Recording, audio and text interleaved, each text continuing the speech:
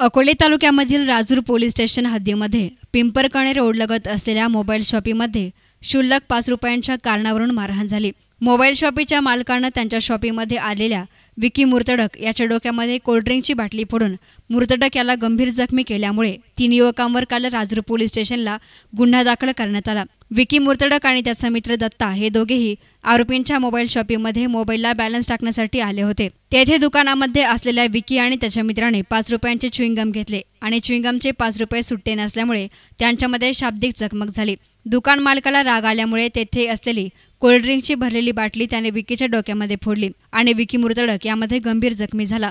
आरोपी आणि फिर्यादी हे चांगले मित्र होते, मात्र या क्षुल्लक 5 रुपयांच्या कारणावरून दुकान मालक आणि त्यांच्या साथीदारांवर राजूर पोलीस स्टेशनला कलम 323, 324, 504, 606 आणि 34 प्रमाणे गुन्हा दाखल करण्यात आला आहे। तर या संपूर्ण घडलेल्या घटनेविषयी विकी मुर्तडक याने सविस्तर माहिती दिली।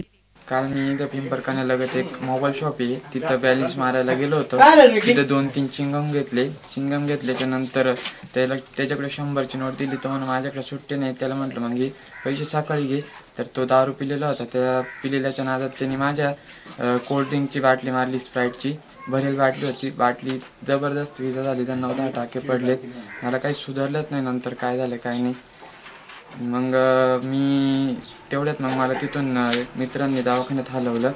न्यूज रिपोर्टर गणेश आभारी, एस9 मीडिया, अकोले।